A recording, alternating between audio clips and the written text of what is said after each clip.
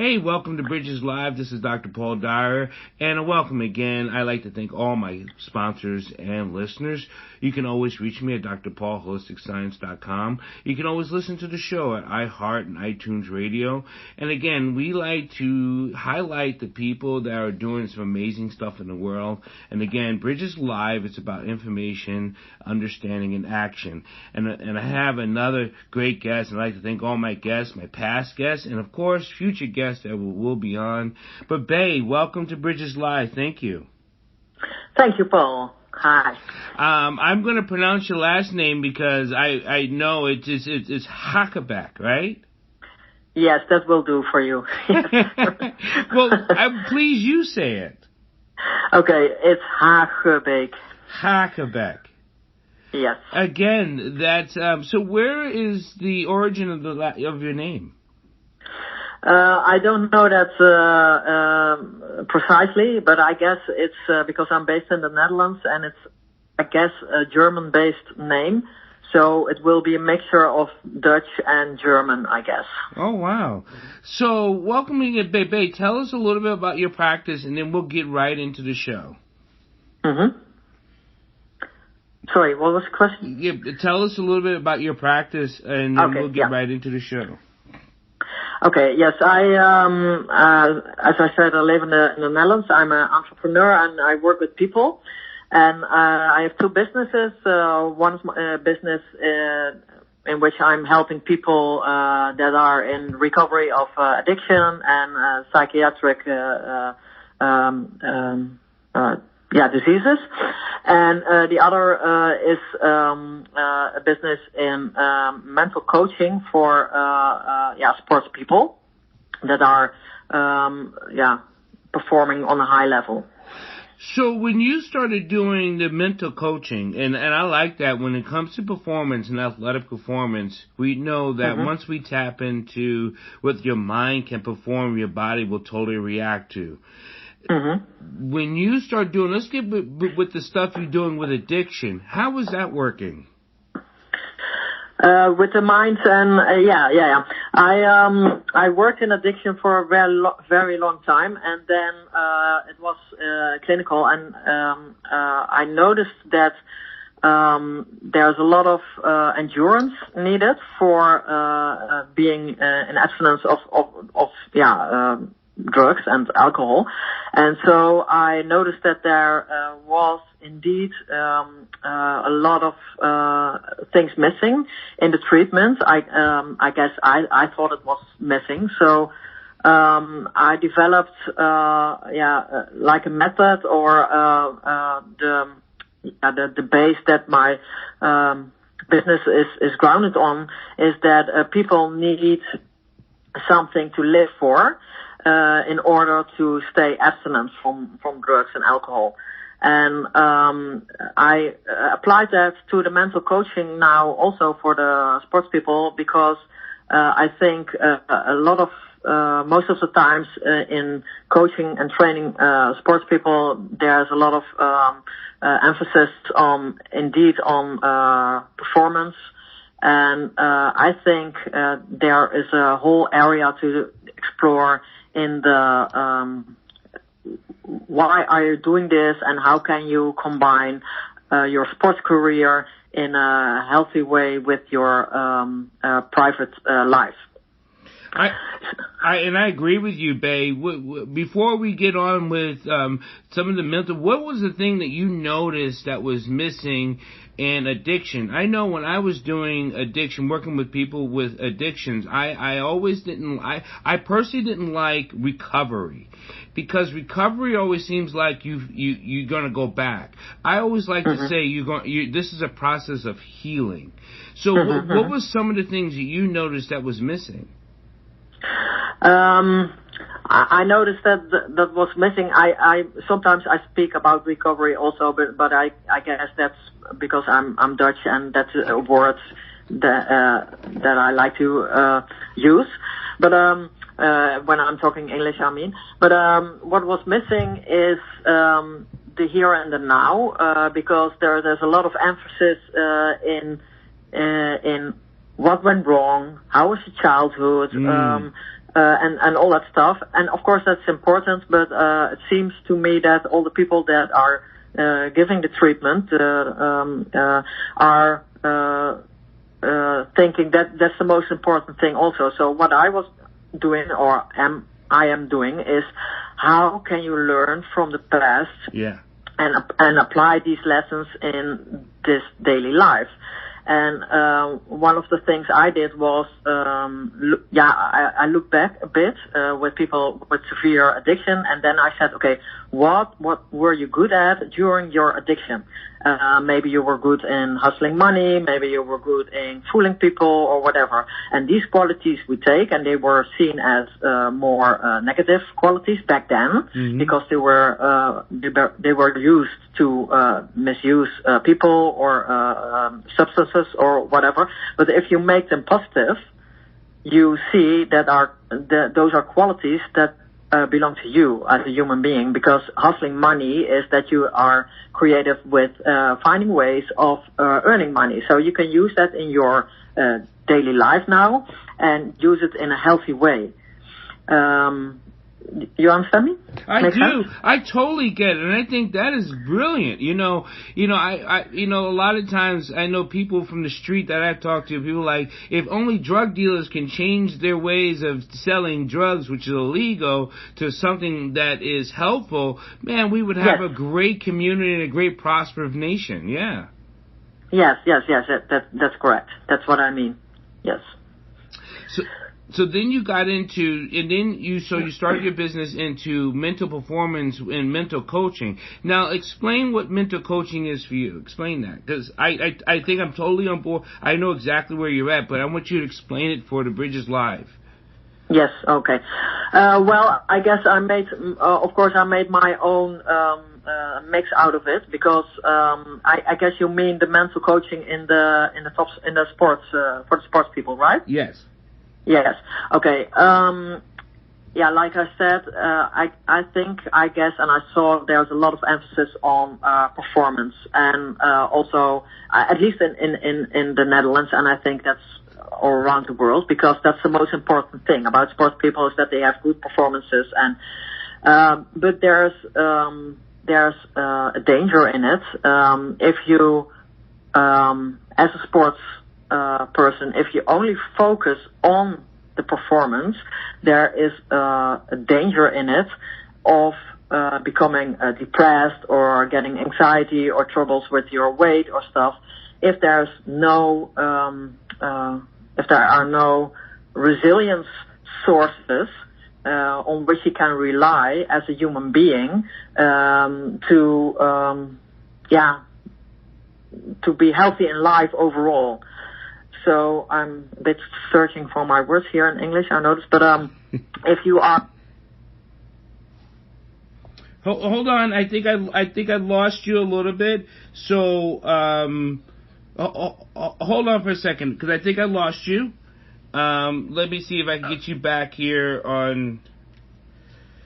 So hold on for a second there, Bay. I apologize to everyone who's listening to Bridges Live. We just had a little bit of an audio snafu, and I will get Bay right back. Bay, can you hear me? Yes. Okay, so, hold on here.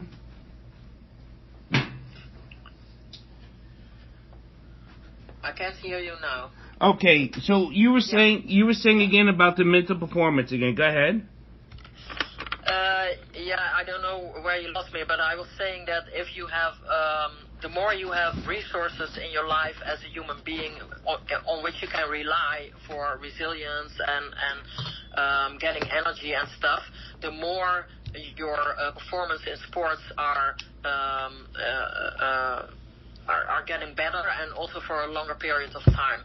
So I've made a study out of this, and also because I have a background in Buddhist psychology.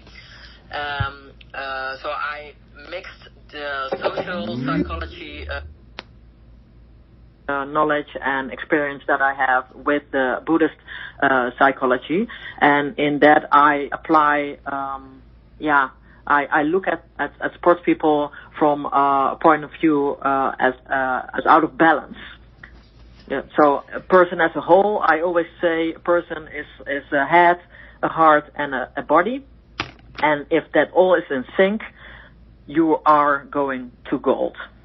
And I'm a practicing Buddhist myself. Even though I believe in Christ as Savior, I am a practicing Buddhist. So I understand when you say you implement the Buddhist psychology because the body is a complete circle of life.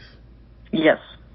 And a lot of people disconnect. And I know that's one of the things I like to teach myself. Even with my emotional science, I like to teach how the body is connected to all things and all things are connected to us. Yes. Yes, and the thing I see now while I'm coaching the sports people is that it has some connections with addiction also, because addiction it's behavior that is turning you into addicted person. So if you don't see what you are doing, if you don't feel it or why you're doing what you're doing. It's a mechanism that rules you. Addiction rules you. It's in your head. And I guess if people that are performing on high level, even if they are sportsmen or entrepreneurs or politicians or whatever, if they let them rule themselves only by their head or whatever, it's becoming some sort of addiction. You know, it's getting more and more wanting to have better performances every time. It gives you also, like I said, feelings of depression or anxiety when you don't reach those goals. So you know, and you know, there. No matter what it is, if it's an addictive, and this goes back to when you specifically said the Buddhist philosophy or the Buddhist psychology, if it's addictive, it isn't good. No matter what addiction it is, no matter what performance level it is, if your body, if your mind is addicted or conditioned to getting that high, that is detrimental to the complete body of yourself. Yeah, I must say you can say it in much better English than I am, but it's totally what I mean. So I know in the Netherlands, most people who don't ever travel in the Netherlands, you speak a Dutch, right? Yes. So, and this will be transmitted in Dutch. So if you want to say it again in the Dutch language, what we're talking about, I would love to hear my questions in Dutch and then your answers in Dutch. So if you want to talk about mental performance and how it helps people, please do that again in Dutch. Now? Yeah. Okay. Okay, I'm going to do that in a few minutes. I take a few minutes for that now. Okay. Oké, thank you. Nou, ik ga het nu in Nederlands doen. De vraag was wat ik vind dat mental coaching voor topsporters inhoudt en waar ik ook de vergelijking zie met verslaving.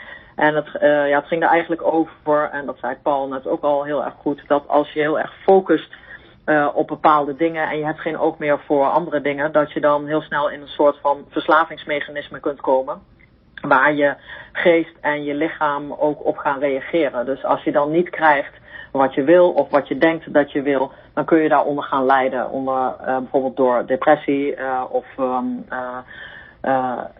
dat je gaat voelen dat je het leven niet zo goed aan kan. En bij sporters die dus natuurlijk heel erg bezig zijn met topprestaties, en er kunnen allerlei dingen gebeuren in je leven waardoor dat dan op bepaalde momenten niet zo uitpakt zoals je wil, dan kan dat echt een enorme invloed hebben op je lichaam en je geest. En ik focus dus hierop om sportmensen te versterken als een persoon. En zodat zij zich eigenlijk langdurig gewoon goed voelen. En hun prestaties langdurig goed blijven, maar ook dat zij zich als mens gewoon completer voelen en competenter. Okay. Thank you so much, Bay. And, and for all the people who are going to listen to this in the Netherlands or any other language, and of course United States, remember, we are trying to connect all the things that we are together. This is about gathering our information, understanding what we are, and putting this into an action. Bay, you're doing some amazing things out there. Krista, who I know you're friends with, who got us introduced together, is also doing things with, trauma. We are children of light, and we are trying to build the human being into not the perfect human being. And people get that misinterpreted about we're trying to build a perfect. No, we're trying to just be the best humans we possibly can be. Yes. That's my purpose also, yeah. So what is next? So how is the studies going? And I know there's a lot of sports emphasis in the Netherlands. So how is that? If you can tell us what the environment like is for the athletes in the Netherlands and how it's going. Well, in the last years, luckily there's more and more emphasis in the well-being of the athlete. So there's more emphasis on how it's going with the athlete when they are going to a tournament and it's not going well, or they're becoming Olympian champion, and what then? So there's more guidance from psychologists in teams, in the big sports teams and the Olympian sports teams, for example. But I guess there's a lot of work to do, and especially with younger people. And of course, there's also a lot of good work done, already. And I don't know how that is in the USA, but in the USA, I know we have done some neurological work and working with our neurotransmitters and how the brain is firing the body. And I know we've tapped into that, and like every other country's tapped into that. Russia's tapped into that. I mean, everybody's trying to work with the human being and trying to get it at the highest level possible. But one of the things that I think people who even are non-athletes, they say, I could never get to that high level. And I don't believe that to be true. I believe we all have the capability to get to any level we can get to if we have the proper information, we have the proper understanding, and we get trained and we practice.